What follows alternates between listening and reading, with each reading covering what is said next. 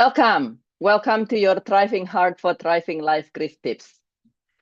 Have you ever experienced not being able to sleep because something in your mind? Or perhaps you know a loved one or a friend who are going through things, any cause of grief, and then the person says that they have not been able to sleep normally. And perhaps this is not being able to fall asleep, or for some of us where we are able to fall asleep, partly a lot of time because we are exhausted, whether it physically and or emotionally. But then we wake up in the middle of the night at some 3 a.m. and then we couldn't go back to sleep, or we sleep very short bursts. We fell back asleep and wake up again. But practically everyone who come to me for help tell me that during their grief journey, there is a time where they have difficulty sleeping.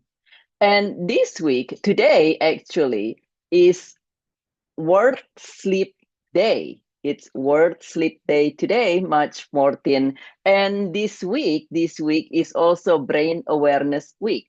And so I'm going to share with you a few tips on what you might be able to do if you or your loved ones is having a difficulties having normal sleep, if you're not having normal sleep. And firstly, let's just understand just for a brief moment here what's going on when you are grieving. And this is whether grief from a loss of a loved one, or perhaps something going on at your work, or something going on in your relationship. When we have some things going on with us, particularly when we are grieving, grief particularly affected our limbic system. You might have heard about the limbic system that control a lot of emotions. Now, inside of the limbic system, there's actually a lot of component here, in particular the amygdala, which is the fear center, as well as the hippocampus, the brainstem, prefrontal cortex, and cingulate cortex. Additionally, grief also causes us to our system to go into a fight or flight mode. So your system, your nervous system, your sympathetic and parasympathetic nervous system not working normally, and you feel that you have to always either be fighting or running away from something. And in either case, it's not conducive to sleeping if you got to run or you got to fight. And so what can we do for this?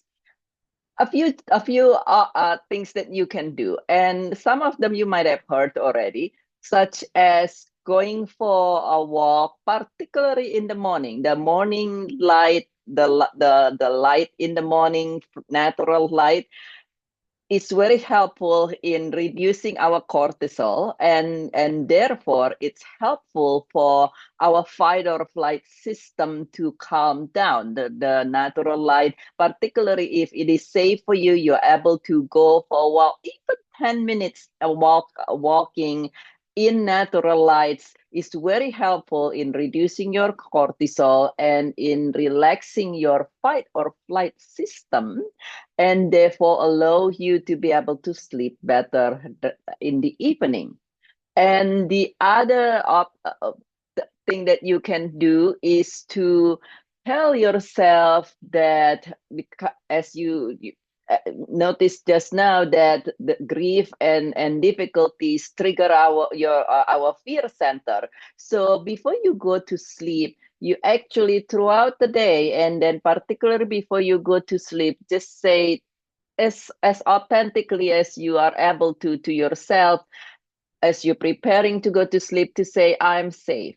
I'm safe. I'm okay. I will receive the help I need. And sometimes at the moment, you don't know how on how to solve your situations, but just tell yourself, I'm safe. I will receive the help I need. And if you repeat that throughout the day, particularly at night when you prepare for sleep, that will help. And also, as we many times hear, allow yourself time to be ready to sleep, to decompress, so to say, as much as you are able to. Now, we know for some of us who are grieving, the moment you allow yourself any time, it's everything seems come rushing into your mind and into your heart. So you want to to see what's best for you. If you say, okay, I'm going around and then I sit there and trying to decompress, and instead it's make me feel just horrendous, and in such got into a state of even more uneasiness and so forth, then you might want to adjust that to yourself. But in general, if it allows you to decompress, allow yourself times to do a little stretches and turn off electronics, and perhaps allow yourself to drink something warm if it's comforting for you. The other tips that you might benefit from is to do what we call the brain tap.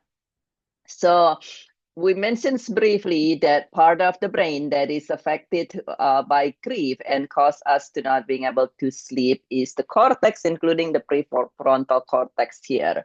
And there are different disciplines, including tapping, neurolinguistic, and so forth, that teach this as well. But what you do basically is to your forehead tap your forehead just very gently. It's the ideal place is to tap in between your eyebrow here, tap in between your eyebrow here, but you can tap anywhere gently with your forehead.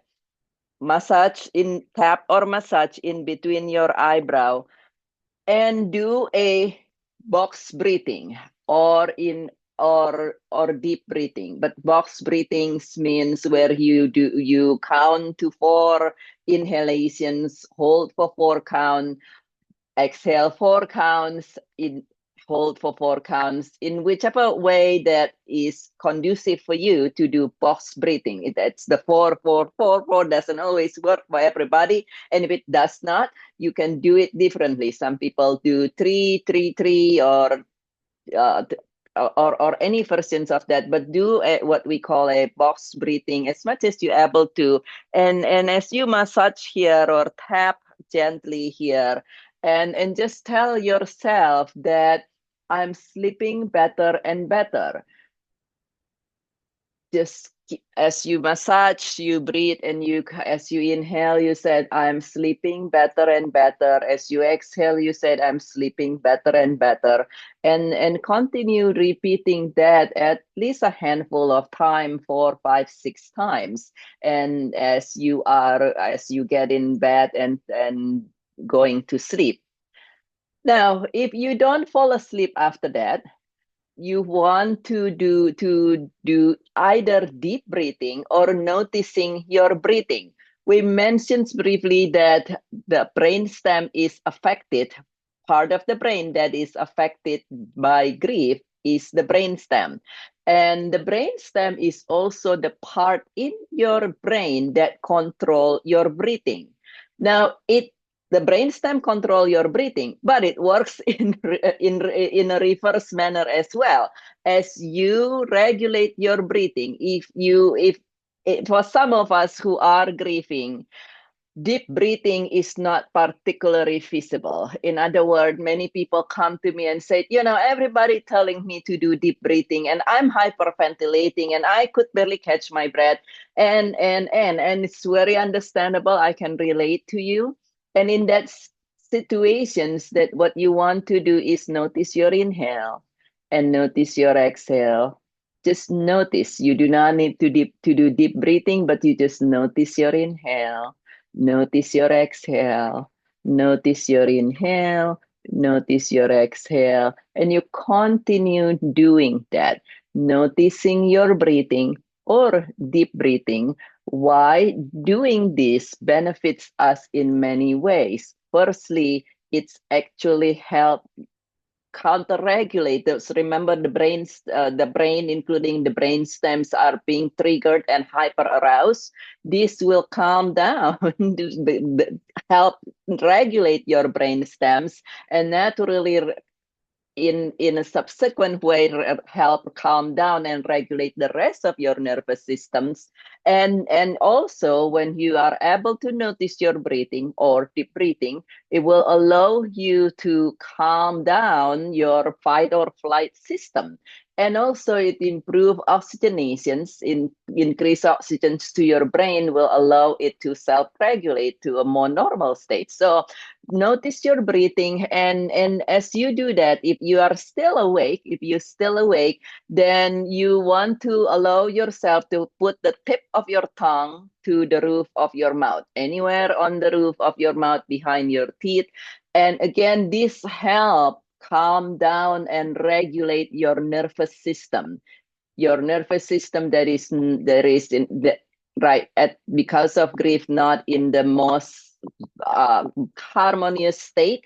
This will help harmonize your nervous system, and to do that, you also, if you're able to put one hand, the palm of your hand, very gently over your heart, and another palm over your diaphragm. It doesn't matter in which order or which ones goes to which. Just do it whichever way that's most comfortable for you.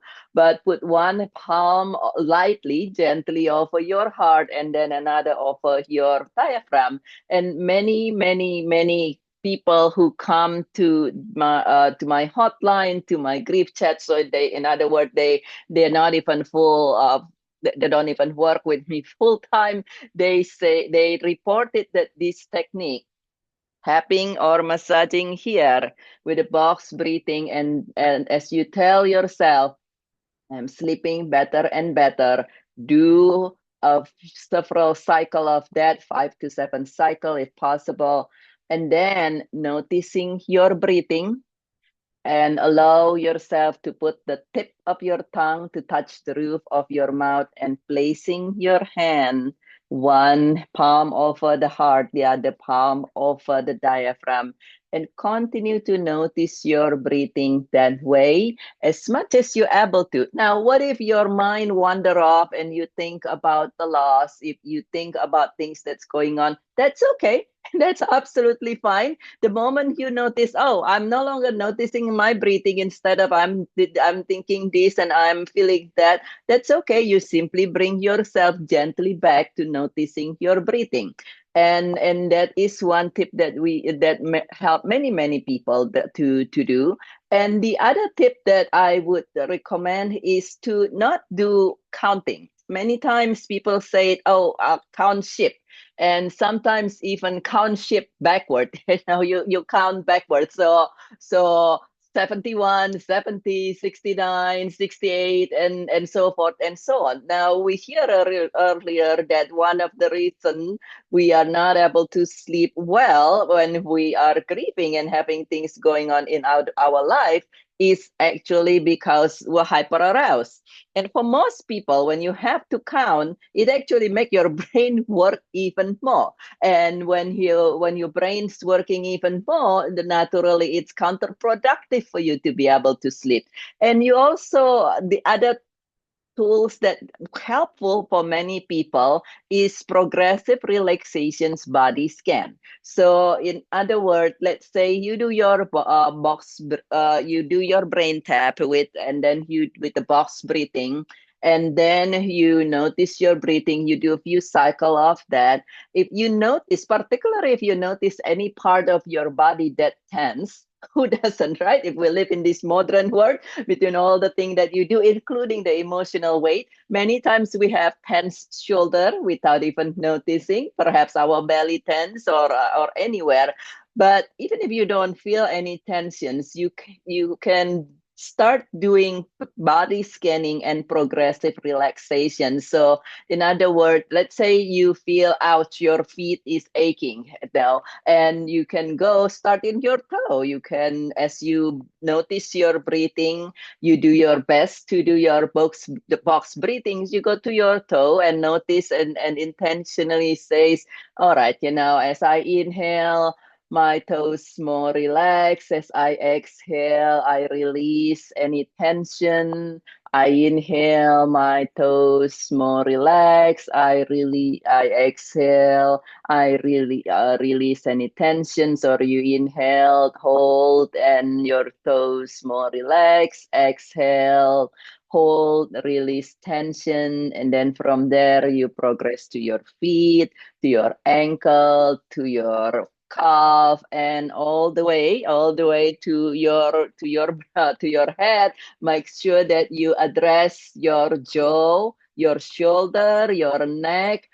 And this is something that many people don't even notice, which is your eyelid. For some reasons, when we are tense, when we're grieving, our eyelid feel heavy. And if you do this body scanning, remember to allow your eyelid to relax. So as you inhale, you inhale for 4 count, hold as you allow your eyelid to relax, your eyes to relax, or both. And then as you exhale, you allow your eyelid to relax when you hold. And so when you do the progressive body scanning, then you want to allow your eyelid to relax or your eye to relax, or ideally, if you remember to do both, allow your eyelid and then just allow your eye to relax. As we mentioned, remember your jaw, your shoulder, and your back as well. And so that is something else that many people find very useful. And also, do not start something new. So many times if we cannot sleep, many people say, well, then, I tend to ask them, what do you do then? And they said, well, I got up and I sit on the couch, or I got up and do something in the kitchen. Well, then I fill the time with email to distract myself and so forth. And when you do that, you actually training your nervous system that is already not in harmony and kind of feeling lost, so to say. You training your nervous systems to start a new habit, and it will make it more challenging for you to be able to sleep on a normal schedule the way that you would want to. And also, if at all possible, even if you do not sleep much at that night, if at all possible, actually get up in the morning. Sometimes because we don't sleep well at night, and some people have the ability to sleep in, then you start sleeping in, that you don't fall asleep until 4 o'clock, for instance, and then you say, okay, I'm just gonna sleep until 2 p.m. Uh, and do your very best to wake up in the morning, take short, and I mean short nap, like 15 minutes if you really need to during the day, but don't sleep in when you cannot sleep. Now, this might sound a little bit counterintuitive to some people who says, but I want to be able to sleep. This is why.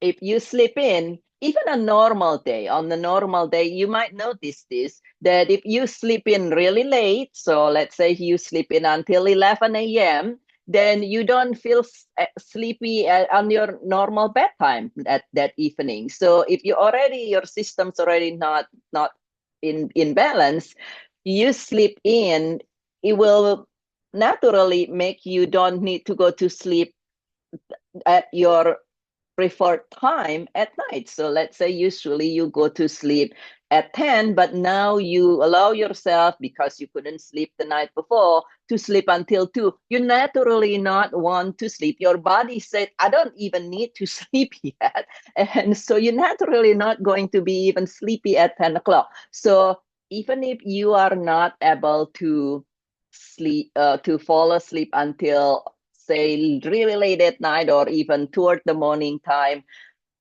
do your best to wake up. Take short nap. And we're talking about short nap. If you need to a couple times a day, do your very best not to take nap in once the evening come by. So perhaps if you wake up at 8, you say, oh my goodness, I'm really tired. You can take a short nap at noon, take a short nap, say at 3, but don't do your best not to take short nap in the evening either. And this way it will allow you to stick to your normal schedule. And this is another tip, is that you want to do your very best to create a new schedule that work for you, that is as in a way that you would prefer at the time. And perhaps if previously, let's say you were taking care of a loved one, you have to wake up at 5 in the morning every day, but that's not something you prefer anyway. And now you have the ability to wake up at 7, then set a new schedule that works for you, that you prefer, and do your very best to stick to the new schedule that you have. And some people say, well, there's so many changes already. If I change schedule, is it something that's going to throw off my nervous system even more? Well, there is a potential for that. There is potential for that. Everything is if everything is not normal already, if you say this is what feels best for you, again, it's not something you force yourself, this is what feels best for you, it will actually help you adapt to it. It will actually adapt to it. And then other practices that you might have heard already, it's include having a weighted blanket. If it, of course, you want to make sure that that temperature is fine for you, not too warm or too cold. But having weighted blanket can help because it helps with your tactile, with your skin, and the nerve ending on your skin, and it will allow you to help you relax, and also having a weighted blanket, having some things that's comfortable that you can hold, perhaps a large pillow, or even allow yourself to wear a bathrobe that comfortable or something. Those are things that can help as well with a lot of people. And so those are a few tips that many people find one or the others beneficial when you're not able to sleep normally for about any reasons, when the reason is grief or emotional or having a lot of challenging time. Of course, there are other causes that cause us to not being able to sleep, and that's not in the scope of these discussions. But feel welcome to ask me any question.